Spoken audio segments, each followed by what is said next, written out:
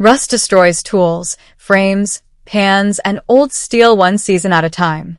But in this video, I'll show you a cheap rust-converting trick that can help stop the damage, protect the metal, and bring old iron back without spending a fortune.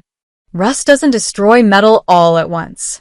It eats it slowly, quietly, season after season, until a good tool turns into something you almost throw away. Most people fight rust the expensive way, a branded rust product, a spray can, or a replacement tool. But there's a much cheaper method most people never learn. This trick is so surprising because it doesn't just cover the rust. It helps turn active rust into a darker protective layer right on the metal itself. And that's what makes this so interesting. The rust isn't just hidden, it's chemically changed into something more stable and protective. Before we get into the steps, here's the honest version.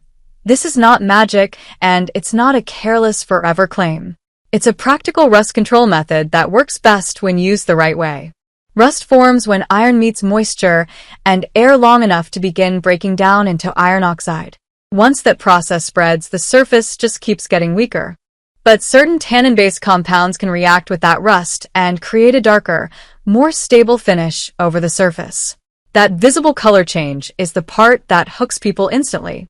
That's why this trick feels so satisfying. You're not just painting over the problem.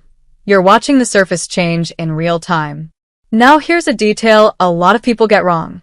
This works on iron and steel, the metals that rust orange. It's not the same solution for every metal in the garage. So think axes, hand tools, cast iron, hinges, bolts, truck frames, old farm parts, and outdoor steel hardware. Those are the kinds of surfaces where this method makes sense. The main ingredient is a tannic acid-based rust-converting powder.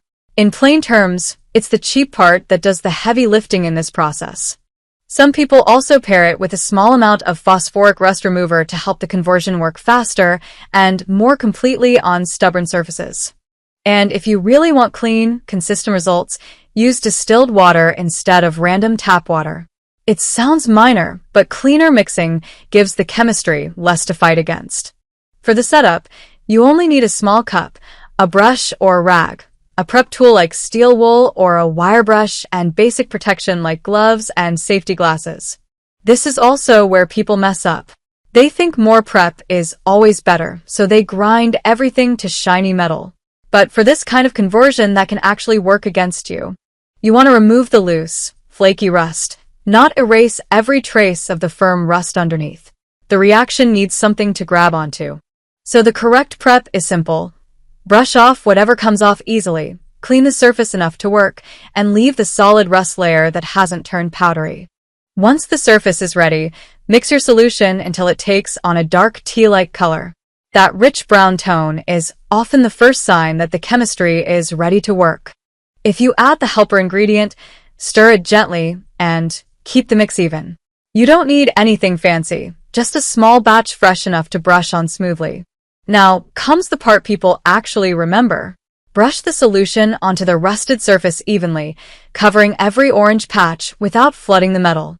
At first, it may just look wet, but after a short wait, the color begins to shift, and that visible change is what makes this trick so convincing. The orange becomes darker brown. Then the brown begins to turn gray. Then it deepens toward a blue-black finish that looks dramatically different from raw rust. That moment is the proof shot of the whole video. It's the part that makes viewers stop scrolling because they can actually see the rust becoming protection. After the first coat has reacted, let the surface dry fully. Don't rush this part, because the finish bonds better when you give each layer enough time to settle. A second thin coat usually works better than one thick coat. That's another place where people go wrong. Too much at once can create a weaker finish. So instead of flooding the surface, build it with 2 lighter coats and let each one dry properly. That gives the treatment a denser, more reliable layer. For hand tools and simple metal parts, many people finish with a light protective top coat like oil or wax. That helps keep moisture off the treated surface. For larger automotive surfaces, the final barrier may look different. Frames and undercarriage parts often need a tougher outer layer suited for road exposure. And if you're treating cast iron cookware, the final finish process changes again. Once the rust is converted and cleaned up, the pan still needs proper seasoning. That's the bigger lesson here. The rust conversion is the main stop step, but the final barrier depends on how the metal will actually be used afterward. For many tools in normal conditions, this type of treatment can last a long time. But the honest answer is that hard use and harsh weather still matter. If a treated tool lives outdoors year-round or sees heavy salt exposure, it will need touch-ups sooner. Salt is brutal on almost any kind of metal protection. That's why the smart promise is not do it once and forget it forever. The smart promise is stop the rust now, then do a quick maintenance touch-up later.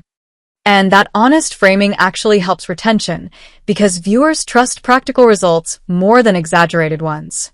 A believable hack spreads better than a fake miracle. The other thing viewers love is the cost comparison. A simple powder treatment can be dramatically cheaper than branded rust converter bottles sold in smaller packaging. That's why this kind of video performs well. It feels like hidden knowledge, but it still looks practical enough for someone to test on a rusty tool the same week. If you want a strong viewer payoff, show the treated metal next to the untreated original. That side-by-side contrast makes the whole method easier to believe.